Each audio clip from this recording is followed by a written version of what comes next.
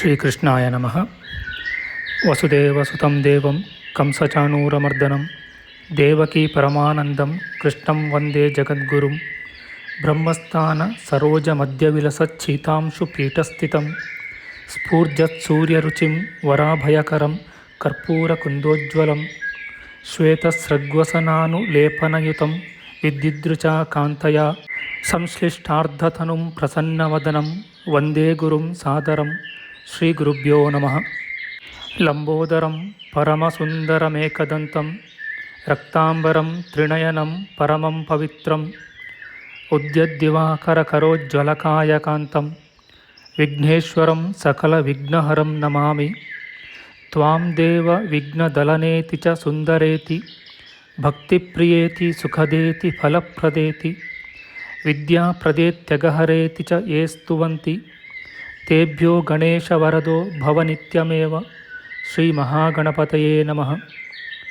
ಯಾ ಕುಂದೇಂದು ತುಷಾರಹಾರಧವಳ ಯಾ ಶುಭ್ರವಸ್ತ್ರಾವೃತ ಯಾ ವೀಣಾ ವರದಂಡಮಂಡಿತಕರ ಯಾ ಶ್ವೇತಪದ್ಮಾಸನ ಯಾ ಬ್ರಹ್ಮಾಚ್ಯುತಶಂಕರಪ್ರಭೃತಿಭಿರ್ದೇವೈಃ ಸದಾ ವಂದಿತಾ ಸಾ ಮಾಂ ಪಾತು ಸರಸ್ವತೀ ಭಗವತಿ ನಿಶ್ಶೇಷಜಾಡ್ಯಾಪಃ. ಶ್ರೀ ಸರಸ್ವತ್ಯೇ ನಮಃ. ವೇದಾರ್ಥತತ್ವವಿಶದೀಕರಣೇನ ಪುಂಸಾಂ ಉಚ್ಚೈರ್ಗತಿಂ ಜಗತಿ ಯೋ ದಯಾಯ ವಿಧಾತುಂ ರಮ್ಯಾಂ ಪುರಾಣಪದವೀಂ ಪ್ರಣಿನಾಯ ತಸ್ಮೈ ಲೋಕೇಶವೈಭವಪುಷೇ ಋಷಯೇ ನಮಸ್ತಾತ್. ಜಯತಿ ಪರಾಶರಸೂನುಃ ಸತ್ಯವತಿ ಹೃದಯನಂದನೋ ವ್ಯಾಸಃ ಯಸ್ಯಾಸ್ಯ ಕಮಲಕಲಿತಂ ವಾङ्ಮಯಮೃತಂ ಜಗತ್ಪಿಬತಿ. ಶ್ರೀವ್ಯಾಸಾಯ ನಮಃ. ನಾರಾಯಣಂ ನಮಸ್ಕೃತ್ಯ ನರಂ ಚೈವ ನರೋತ್ತಮಂ ದೇವೀಂ ಸರಸ್ವತೀಂ ವ್ಯಾಸಂ ತತೋ ಜಯಮುದೀರಯೇತ್. ಕನಕರುಚಿದುಕೂಲಃ ಕುಂಡಲೋಲ್ಲಾಸಿಗಲ್ಲಃ ಶಮಿತಭುವನಭಾರಃ ಕೋಪಿ ಲೀಲಾವತಾರಃ ತ್ರಿಭುವನಸುಖಕಾರಿ ಶೇಷಶಾಯೀ ಮುಕುಂದೋ ಪರಿಕಲಿತರಮಾಂಗೋ ಮಂಗಲಂ ನಸ್ತನೋತು. ನಮಾಮಿ ಗೋವಿಂದ ಪದಾರವಿಂದಂ ಸದೇಂದಿರಾನಂದನಮುತ್ತಮಾಡ್ಯಂ ಜಗಜ್ಜನಾನಾಂ ಹೃದಿ ಸನ್ನಿವಿಷ್ಟಂ ಮಹಾಜನೈಕಾಯನಮುತ್ತಮೋತ್ತಮಂ. ನಮಸ್ತೆ ಚಕ್ರಹಸ್ತಾಯ ಶಾನ್ಗಹಸ್ತಾಯ ತೇ ನಮಃ. ನಂದಹಸ್ತಾಯ ತೇ ವಿಷ್ಣೋ ಶಂಖಹಸ್ತಾಯ ತೇ ನಮಃ. ಓಂ ನಮೋ ವಾಸುದೇವಾಯ ನಮಃ ಸಂಕರ್ಷಣಾಯ ಚ ಪ್ರದ್ಯುಮ್ನಾಯ ನಮಸ್ತುಭ್ಯಂ ಅನಿರುದ್ಧಾಯ ತೇ ನಮಃ. ಯಾತ್ವರ ಮಂದರೋದ್ಧಾರೆ ಯಾತ್ವರ ನತರಕ್ಷಣೆ ಮಯ್ಯಾರ್ತೆ ಕರುಣಾಮೂರ್ತೆ ಸಾತ್ವರ ಕ್ವಗತಾಹರೆ ಕ್ಷೀರೋ ದಧಾವ ಮರದಾನ ವಯೂಥಪಾನ ಮುನ್ಮತ್ನತಾಮೃತಲಬ್ಧಯ ಆದಿದೇವಃ ಪೃಷ್ಟೇನ ಕಚ್ಚಪವಪುರ್ವಿದಧಾರ ಗೋತ್ರಂ ನಿದ್ರಾಕ್ಷಣೋದ್ರಿ ಪರಿವರ್ತಕ ಶಾಣಕಂಡೂಃ. ಓಂ ಕೂರ್ಮಾಯ ನಮಃ. ಪ್ರಿಯ ಬಾಂಧವರೇ, ನಮ್ಮ ಈ ಶ್ರೀ ಲಾಲೀಕೃಷ್ಣ ಚಾನಲ್ಗೆ ಸ್ವಾಗತ.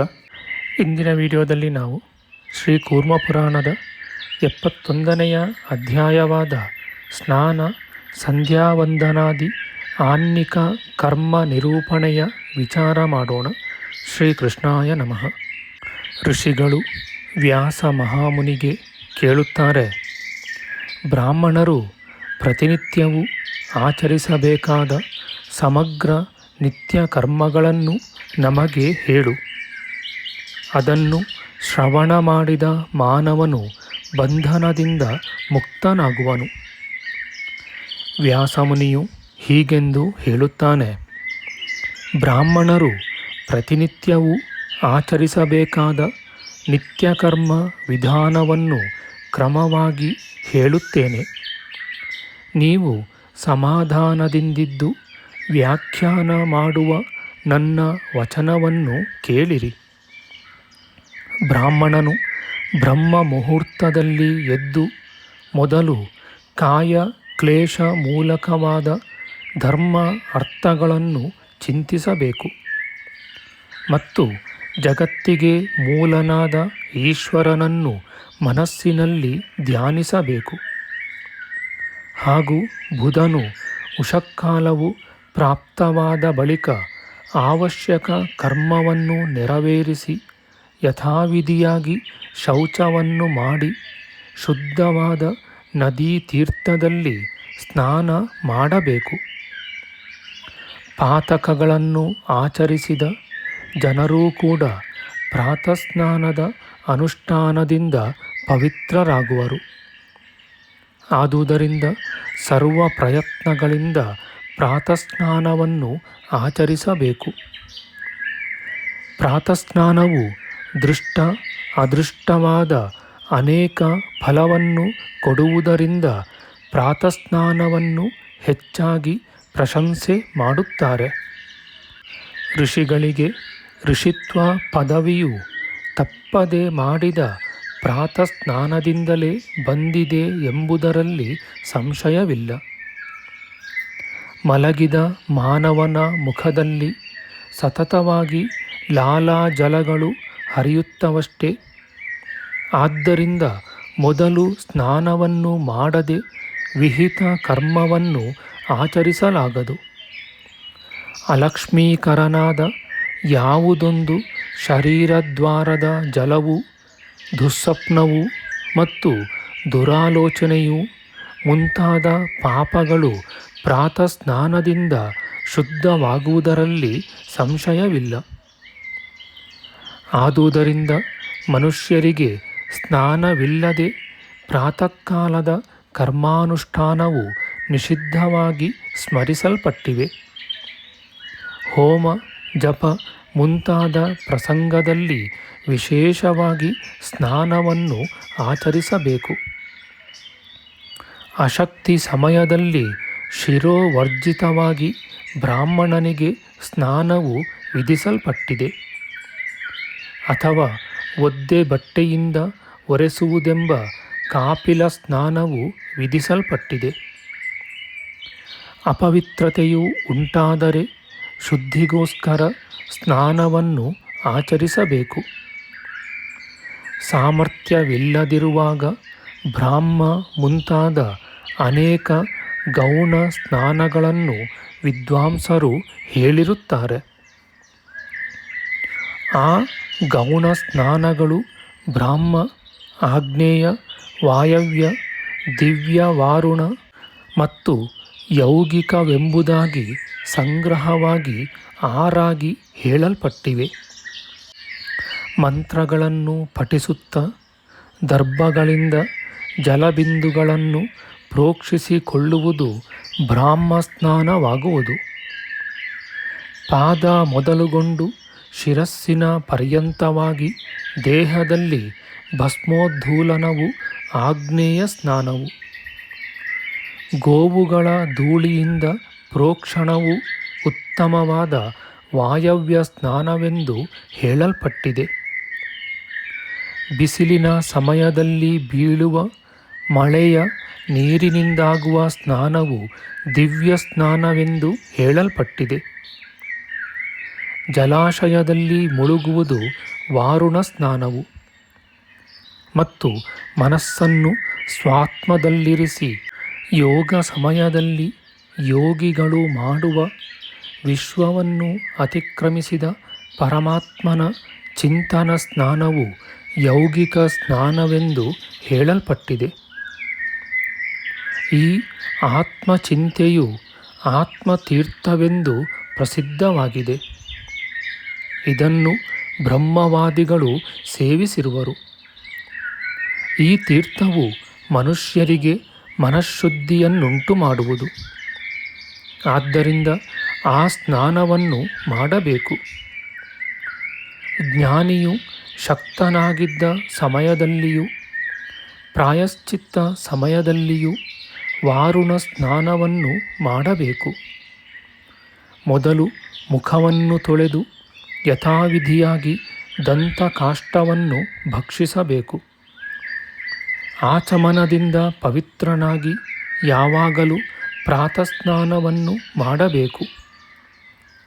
ದಂತಕಾಷ್ಠವು ಮಧ್ಯದ ಬೆರಳಿನಷ್ಟು ಸ್ಥೂಲವೂ 12 ಅಂಗುಲದಷ್ಟು ದೀರ್ಘವೂ ಇರಬೇಕು. ಮತ್ತು ಸಿಪ್ಪೆಯಿಂದ ಕೂಡಿದ ದಂತಕಾಷ್ಠದ ಅಗ್ರದಿಂದ ದಂತಗಳನ್ನು ಶೋಧಿಸಬೇಕು. ಹಾಲು ಸುರಿಯುವ ವೃಕ್ಷದಿಂದ ಹುಟ್ಟಿದ ಅಥವಾ ಮಾಲತಿ ಗಿಡದಲ್ಲಿ ಹುಟ್ಟಿದ ದಂತಕಾಷ್ಠವು ಶುಭಕರವು ಮತ್ತು ಅಪಾಮಾರ್ಗ, ಬಿಲ್ವ, ಕರವೀರ ವೃಕ್ಷಗಳ ದಂತಕಾಷ್ಠವು ವಿಶೇಷವಾಗಿ ಉತ್ತಮವಾದುದು. ನಿಷಿದ್ಧವಾದ ದಂತಕಾಷ್ಠಗಳನ್ನು ವರ್ಜಿಸಿ ಹಿಂದೆ ಹೇಳಿದ ಯಾವುದಾದರೊಂದನ್ನು ತೆಗೆದುಕೊಳ್ಳಬೇಕು. ನಿಷಿದ್ಧ ದಿನವನ್ನು ಬಿಟ್ಟು ವಿಧಾನವನ್ನರಿತವನಾಗಿ ಭಕ್ಷಿಸಬೇಕು. ಆ ದಂತಕಾಷ್ಠವನ್ನು ಕೆಳಕ್ಕೆ ಬೀಳಿಸಬಾರದು ಮತ್ತು ಬೆರಳುಗಳ ತುದಿಯಿಂದ ಧರಿಸಬಾರದು.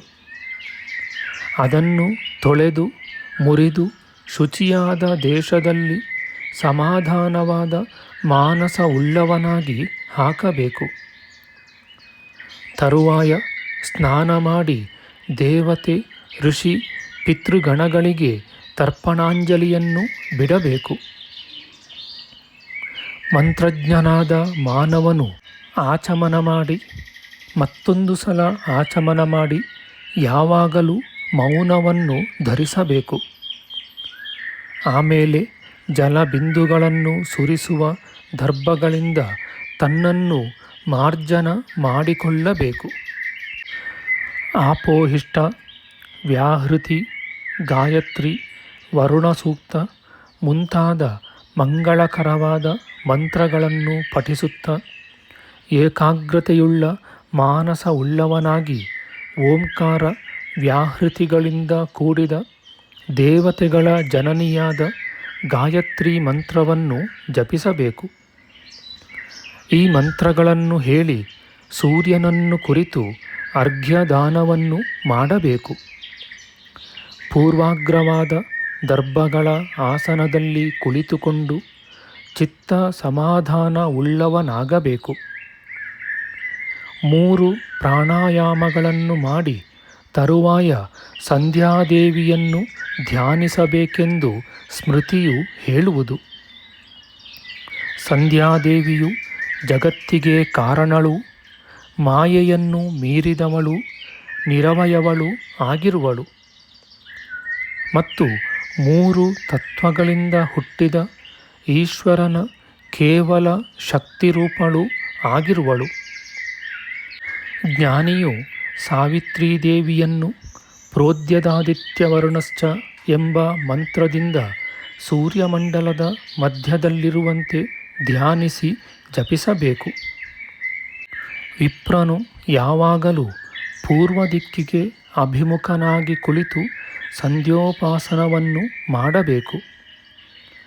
ಸಂಧ್ಯಾವಂದನೆಯನ್ನು ಬಿಟ್ಟ ಮಾನವನು ಅಶುಚಿಯೂ ಸಮಸ್ತ ಕರ್ಮಗಳಲ್ಲಿ ಅನರ್ಹನೂ ಆಗುವನು ಮತ್ತು ಮಿಕ್ಕ ಯಾವುದೊಂದು ಕರ್ಮವನ್ನು ಆಚರಿಸಿದರೂ ಅದರ ಫಲವನ್ನು ಹೊಂದುವುದಿಲ್ಲ.